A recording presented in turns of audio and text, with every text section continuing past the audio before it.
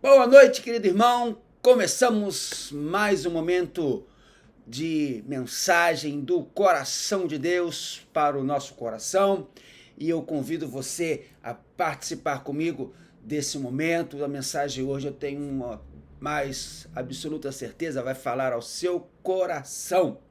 Por isso, vamos, antes de mais nada, orar, pedir que Deus nos abençoe, que Ele fale ao nosso coração nessa oportunidade. Onde você estiver aí, feche seus olhos e vamos orar. Querido Deus, muito obrigado pelo privilégio de estarmos aqui reunidos, mesmo que virtualmente, ó Pai, para que possamos aprender da Tua palavra, ouvir, ó Deus, Teus maravilhosos ensinos. Fala, Senhor, ao nosso coração, que nada agora possa impedir a ação do Espírito Santo na nossa vida, para que possamos estar sendo abençoados. Fica com aqueles que estão ouvindo agora esta palavra e com aqueles que ouvirão, Deus, no futuro. Que a tua boa mão esteja sobre eles, em nome de Jesus. Amém.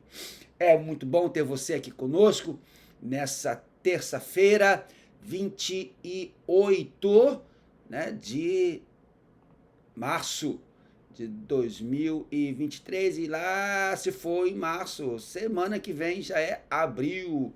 E antes da gente ler o texto, antes da gente começar, não custa nada, pedir para você que está nos assistindo pela primeira vez, dá essa força para o Pastor Mozart e se inscreva aqui no nosso canal, curta, compartilhe, e você que já é inscrito, que já nos acompanha ao longo de todo esse tempo, que da mesma forma você possa aí compartilhar, curtir, escreva nos comentários.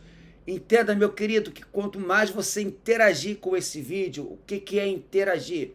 Você apertar ali o gostei, você escrever aí no chat, você escrever aqui embaixo uma mensagem, boa noite, pastor, nos comentários. Quanto mais curtidas, quanto mais escritas no comentário, o Facebook vai entender, perdão, o YouTube vai entender que o pessoal gostou, que o vídeo é relevante, é importante, que está tendo uma boa resposta e vai fazer o quê?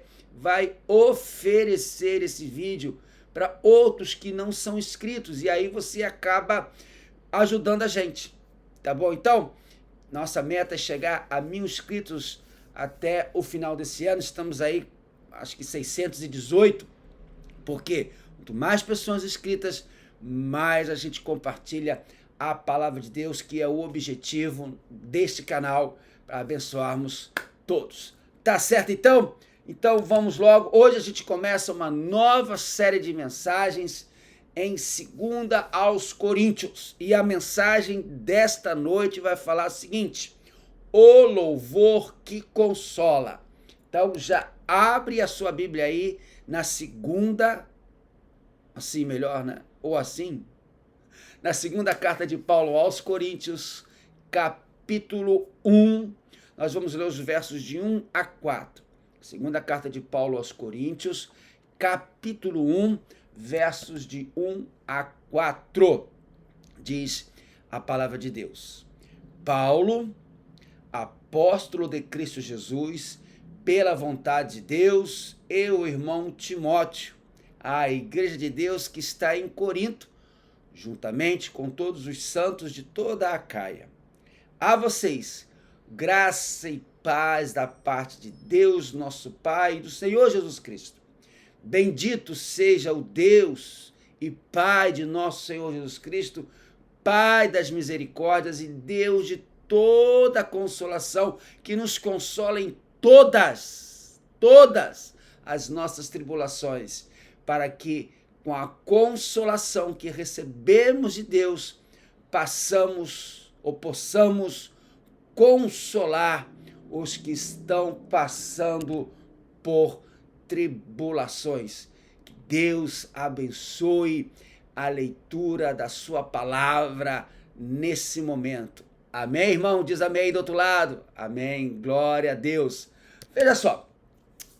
A segunda carta aos Coríntios é a carta mais pessoal de todas que o apóstolo Paulo escreve. É a sua carta mais autobiográfica. Em 2 Coríntios, Paulo conta as suas lutas mais duras, as suas aflições mais cheias de agonia. É nesta carta que o apóstolo Paulo abre a sua alma e mostra as suas dores mais profundas, as suas tensões mais íntimas e também as suas experiências mais arrebatadoras.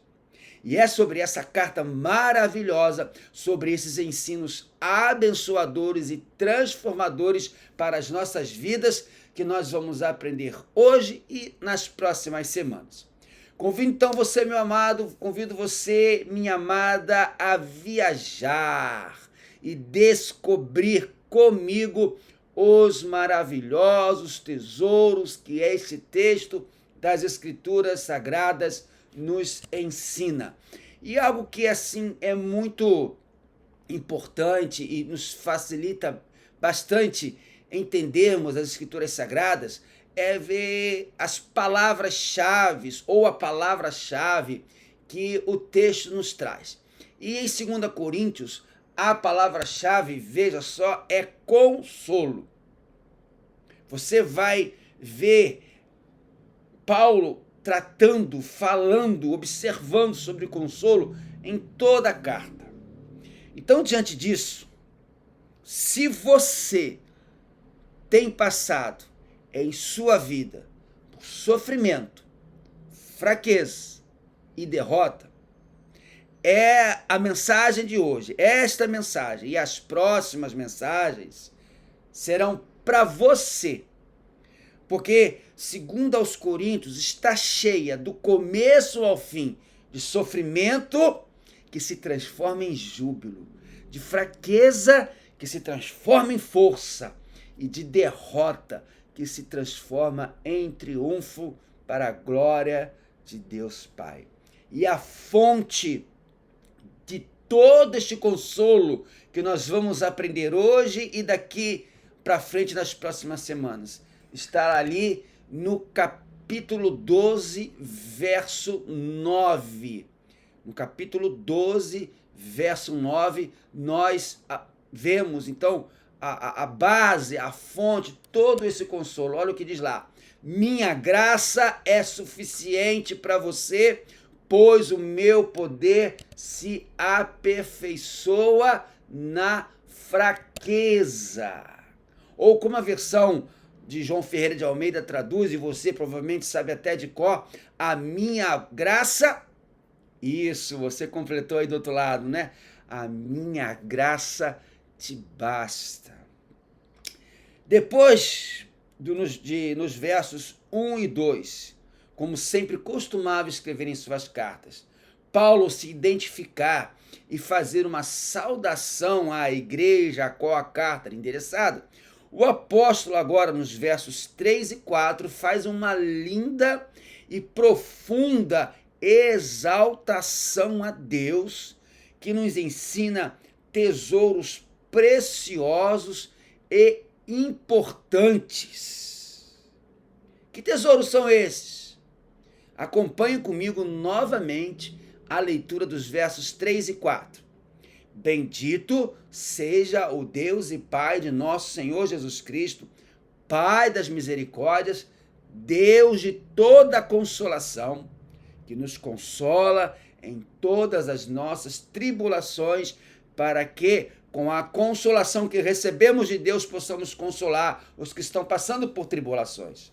Bom, eu já falei que esta é a carta onde Paulo mais expõe os seus problemas, as suas dificuldades e as dores que ele passou na vida. Mas veja só que interessante. Em vez de iniciar esta carta falando dos problemas da sua vida, em vez de iniciar essa carta falando sobre as lutas que o apóstolo teve na vida, ele enfatiza a pessoa e a obra de Deus em nosso favor. Esses primeiros versos de 2 aos Coríntios é uma das mais belas doxologias do Novo Testamento. Pastor, que palavra é essa? Eu te explico. Peraí. Doxologia é um louvor. Doxologia é uma exaltação. Doxologia é um cântico a Deus. Entenda então que Paulo não podia cantar acerca das circunstâncias que o envolviam, os sofrimentos, das lutas, mas Paulo podia sim exaltar aquele que estava acima e no controle de todas as circunstâncias. Paulo estava passando por dificuldades muito grandes na sua vida. Seu ministério estava passando por muitas tribulações, mas Paulo aqui, ao invés de reclamar, Paulo exalta o Senhor. Vamos ver então os tesouros, 3 tesouros, nós aprendemos aqui nos versos 3 e 4, que nos fazem exaltar o nosso Deus, e assim nós podemos ser consolados através do louvor. O primeiro tesouro é: Deus deve ser exaltado por quem Ele é. Deus deve ser exaltado por quem Ele é. Vamos ler o verso 3 de novo? Nunca é demais ler a palavra.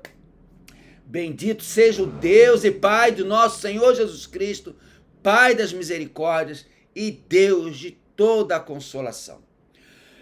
A palavra bendito, utilizada no grego aqui por Paulo, é uma forma judaica de louvor a Deus, que reconhece Deus como a fonte de todas as bênçãos. Encontramos essa expressão, bendito seja Deus, em outras 2 passagens do Novo Testamento. A primeira, também com Paulo, em Efésios 1:3, onde ele diz: bendito seja o Deus e Pai de nosso Senhor Jesus Cristo, que nos abençoou com todas as bênçãos espirituais nas regiões celestiais em Cristo. E a segunda vez que nós encontramos, além de estar aqui em 2 Coríntios, é lá com Pedro, na primeira carta, capítulo 1, verso 3. Bendito seja o Deus e Pai de nosso Senhor Jesus Cristo, conforme a sua grande misericórdia, ele nos regenerou para uma esperança viva por meio da ressurreição de Jesus Cristo dentre os mortos. Veja bem, no caso de Efésios 1:3, Paulo louva a Deus por aquilo que o Senhor fez no passado. Como ele diz lá, quando nos escolheu em Cristo antes da fundação do mundo. Como continua ele no verso 4 de Efésios 1. Agora, em 1 de Pedro 1:3, Pedro louva a Deus porque pelas bênçãos do futuro, porque ele põe lá, por uma esperança viva. Então Pedro aqui, Paulo em Efésios louva a Deus pelo passado, Pedro está louvando a Deus pelo futuro, para uma esperança viva. Mas aqui no nosso texto de 2 Coríntios 1:3, Paulo louva a Deus pelas bênçãos do presente, por aquilo que Deus estava fazendo naquele instante, naquele lugar, naquele momento, no já, no agora. Portanto, meu amado, minha amada, tenha sempre isso no seu coração. Deus abençoou e agiu no seu passado. Deus abençoará e agirá no seu futuro. E Deus está abençoando e está agindo agora mesmo na sua vida, enquanto você assiste esta mensagem. Amém, meu irmão? Diga amém aí do outro lado. Deus está agora mesmo agindo na sua vida, enquanto você ouve essa palavra. Prosseguindo nesse ponto, em que Deus é exaltado por quem Ele é, Paulo faz ainda 3 declarações maravilhosas acerca de Deus, que enchem o nosso coração de louvor e que vão dar um sentido ainda maior, mais profundo, mais firme à nossa vida. A primeira declaração que Paulo faz é de quem é Deus. Ele diz lá, Deus é o Pai de nosso Senhor Jesus Cristo.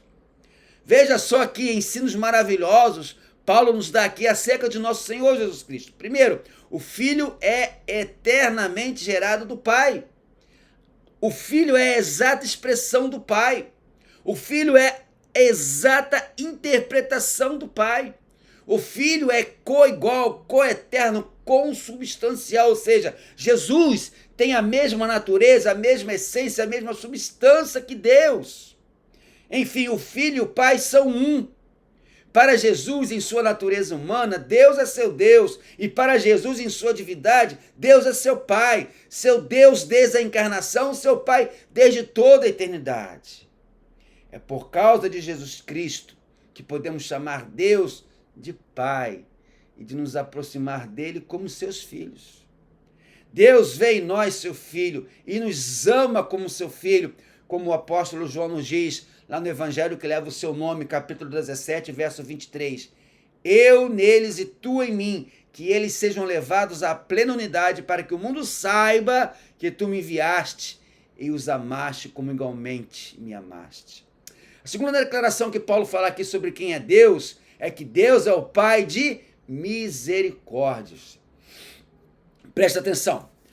Essa expressão Pai de misericórdias não significa apenas Pai misericordioso.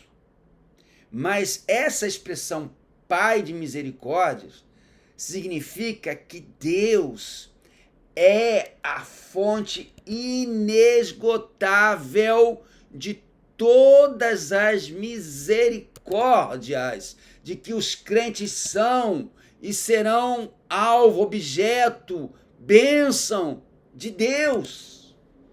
Aprenda, meu amado, que misericórdia é um atributo moral de Deus, que leva a Deus a não dar ao pecador aquilo, né, o que ele merece. E graças a Deus, que Deus não nos trata segundo o que nós merecemos, mas graças a Deus que ele nos trata segundo o seu amor, segundo a sua graça, segundo a sua misericórdia. Todas as misericórdias têm sua origem em Deus e só podem ser recebidas de Deus.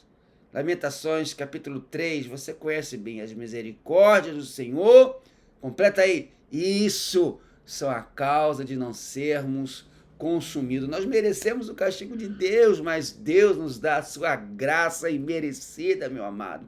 A Bíblia fala da riqueza das misericórdias de Deus, lá no Salmo 5, no Salmo 69. A Bíblia fala da sua eterna misericórdia em Tiago, capítulo 5, verso 11. A Bíblia fala da grandeza da misericórdia de Deus em Números 14, 19. E também em Salmo 51, verso 1, a Bíblia fala da multidão das misericórdias de Deus.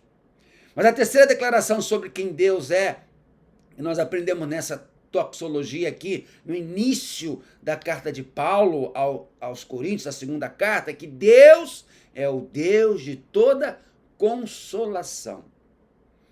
Perceba, não há consolação verdadeira, profunda e eterna a não ser em Deus. De Deus emana todo o consolo para a nossa vida. Somente em Deus nossa alma encontra abrigo, somente em Deus nossa alma encontra refúgio, somente Deus é a cidade, refúgio do nosso coração. Fora de Deus prevalece uma tempestade forte e terrível que traz inquietação e perturbação para a nossa alma. Portanto, meu amado, nós só encontraremos consolo em Deus. Você pode buscar consolo em muitos outros lugares. Você pode buscar consolo nas riquezas, nos bens, no divertimento, mas sabe, você nunca vai encontrar, nunca, consolo somente no Senhor Deus. O segundo tesouro que nós aprendemos aqui com Paulo é que Deus deve ser exaltado pelo que Deus faz por nós. Olha a primeira parte do verso 4. Que nos consola em todas as nossas tribulações. Deus deve ser exaltado pelo que ele faz por nós. E você vai concordar comigo que todo crente aqui nesse mundo passamos por problemas. Mas em Cristo nós temos paz. Afinal, Foi o próprio Jesus que nos advertiu em João 16:33. Neste mundo vocês terão aflições, mas tenham bom ânimo, eu venci o mundo. E em João 14:27, o nosso Senhor Jesus faz uma das mais belas, profundas e consoladoras promessas que nós podemos encontrar nos evangelhos. Repete aí comigo, que eu sei que também você sabe de cor. Deixo-vos a paz, a minha paz vos dou, não vou lá dou como o mundo a dá, não se perturbe os vossos corações, nem atemorize, nem tenham medo. Interessante que a palavra em grego utilizada por Paulo aqui, paráclesis, significa em nosso português encorajamento, conforto, consolação. E tem o significado, veja só que precioso, o ficar ao lado de uma pessoa para encorajá-la enquanto estiver suportando o pesar das provas. Então, quando Paulo diz aqui que Deus está nos consolando, ele está dizendo que Deus está do nosso lado em todo momento, nos dando força para suportar todas as provas. Esta palavra paráclesis não quer dizer que Deus livra o seu povo de todo o sofrimento, mas que Deus dá ferramentas, treinamento e orientação para quê? Para suportar vitoriosamente os problemas da vida. Deus não é uma fonte passiva de consolo, mas é o agente ativo de toda a consolação. É Deus quem nos conforta e nos anima em toda a nossa tribulação. A palavra tribulação traz uma ideia de um peso esmagador, como uma prensa. Pois em nossa vida nós somos achatados, amassados, forçados por sentimentos, circunstâncias e ataques de dentro, de fora, de todos os lados. Meu amado, não existe cristianismo sem cruz. Entenda, meu irmão, que a vida cristã não é indolor. Bruce Barton disse o seguinte: as provas jamais são fáceis, mas é por intermédio delas que Deus aperfeiçoa e molda o nosso caráter. É Deus quem nos assiste em nossas fraquezas. Quando nós cruzamos os vales da dor, é Deus quem nos segura pela mão. Quando as lágrimas rolam pela nossa face, é Deus com seu consolo que cuida de nós. Quando nós ficamos prostrados e vencidos pelas lutas da vida, é Deus com seu braço forte que nos põe em pé. Antes de trabalhar por meio de nós, Deus trabalha em nós. Antes de Deus nos usar, Deus nos molda. Nós somos nossas próprias ferramentas e elas precisam ser afiadas. E o sofrimento é o fogo que depura, é o fogo que nos limpa, é o fogo que nos fortalece. Pelo sofrimento, Deus nos leva para o deserto, mas o deserto não nos destrói. Aliás, pensa aqui comigo, o deserto é a faculdade do Espírito Santo, onde Deus nos ensina e nos treina. É no deserto que aprendemos a depender mais do provedor do que da provisão. É no deserto que Deus trabalha em nós antes de trabalhar por meio de nós.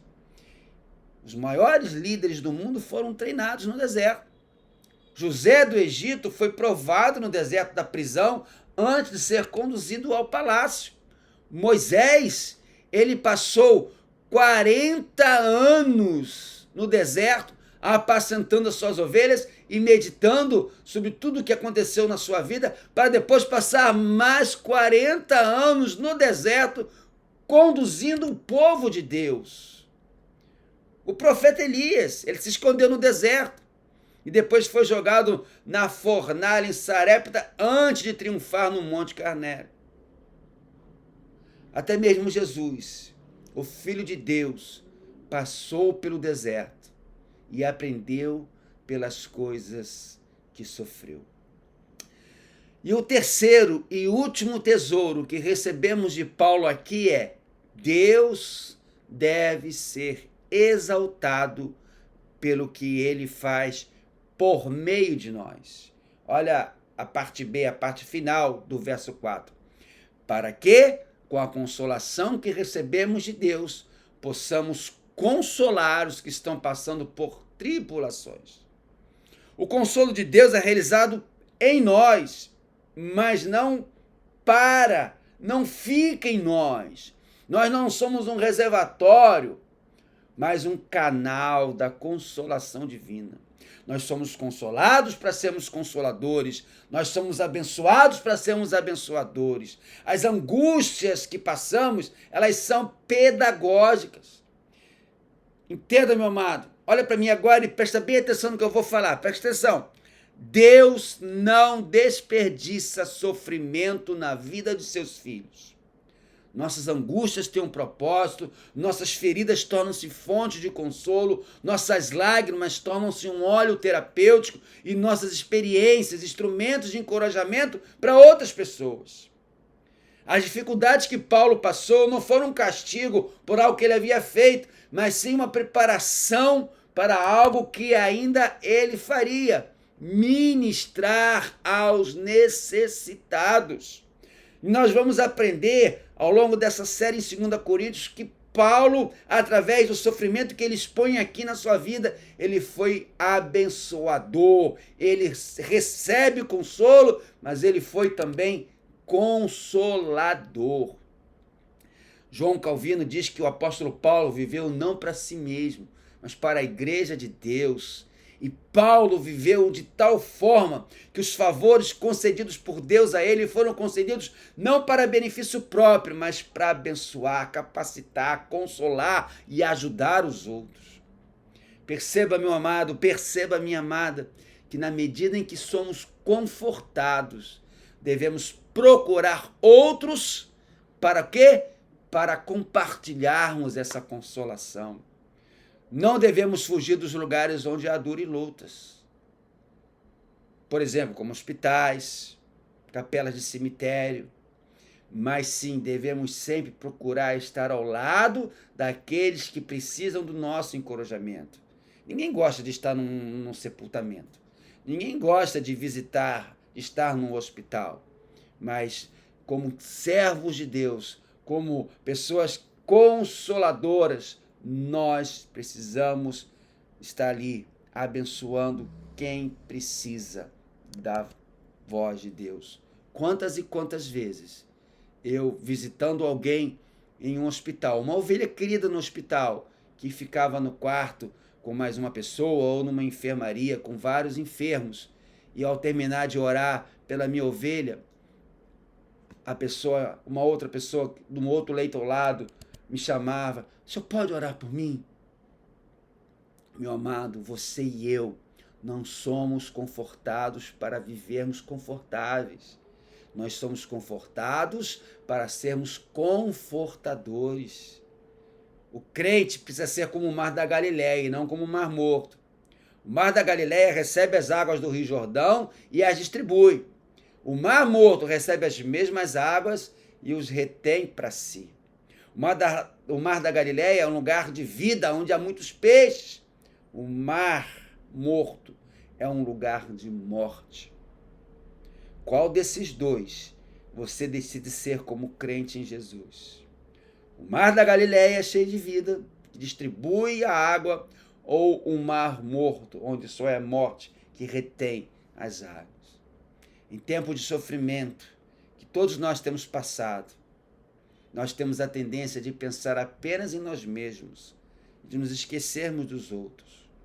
E aí, em vez de sermos canais de bênção, nos transformamos em cisternas, em poços. Você é um canal ou você é um poço? Concluindo a mensagem de hoje, aprendemos com Paulo sobre 3 tesouros que nos fazem exaltar o nosso Deus.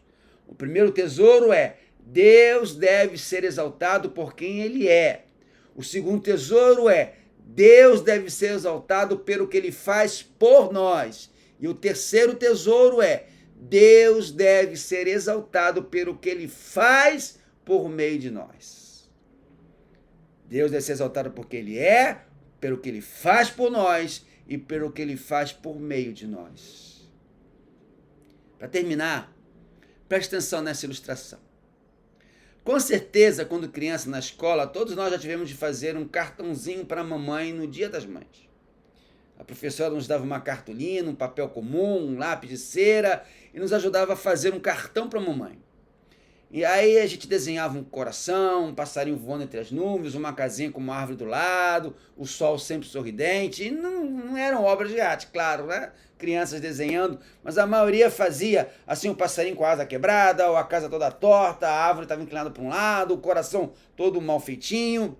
Mas nós escrevíamos embaixo coisas do tipo: mamãe, você é a mais bonita do mundo, te amo. Mamãe, você é a pessoa mais importante para mim.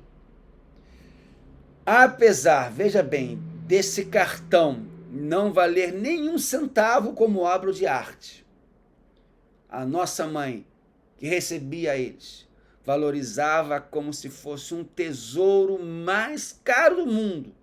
Por quê? Porque era a expressão espontânea, não fingida, singela, de coração do seu filho.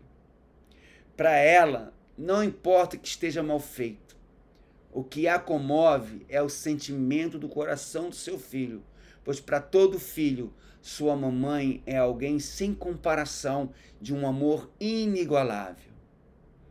Perceberam? Assim deve ser o nosso louvor, assim deve ser a nossa exaltação ao nosso Deus. Somos imperfeitos, não merecemos nada de Deus, mas pela sua graça, misericórdia e amor, nos deu Jesus, para que pudéssemos com nossa vida exaltar a esse Deus pelo que Ele é, pelo que Ele faz por nós e pelo que Ele faz por meio de nós. Que Jesus nos abençoe. Amém. Muito obrigado, meu querido irmão. Ficamos mais uma vez por aqui. Estou começando a diminuir um pouco mais a mensagem, né? Ela agora deu menos de meia hora. A gente vai diminuindo, mas é porque a mensagem de Deus é inesgotável. Então, se você continuou conosco até agora, não esqueça então de compartilhar, de se inscrever se ainda não está inscrito. Nos ajude aí a chegarmos a mais e mais pessoas para serem alcançados por essa palavra. Vamos orar? Que o amor de Deus, o nosso Pai, que a graça salvadora de Jesus Cristo, Filho, nossa meiga esperança, e que as consolações do Espírito Santo repousem sobre cada um que ouviu agora essa mensagem e o que vai ouvir depois, desde agora e para todos sempre. Amém, amém e amém. Meu querido, uma noite feliz, uma noite de paz. Semana que vem nós voltaremos, se Deus permitir, falando sobre uma explicação para o sofrimento, seguindo aí a carta de Paulo, segunda aos Coríntios, e vamos aprender sobre uma explicação sobre o sofrimento. Tá certo, então? Convido você a estar conosco. E membros da igreja, ou quem mora perto da Igreja Batista da Prata, seja conosco nesse domingo, às 10 e às 18 horas. Tenho certeza que Deus vai falar ao seu coração, que Deus vai te abençoar. Tá certo, então? Uma noite feliz, uma noite abençoada, durmam com Deus e tenham uma quarta-feira ricamente abençoada no Senhor. Fiquem com Deus. Tchau.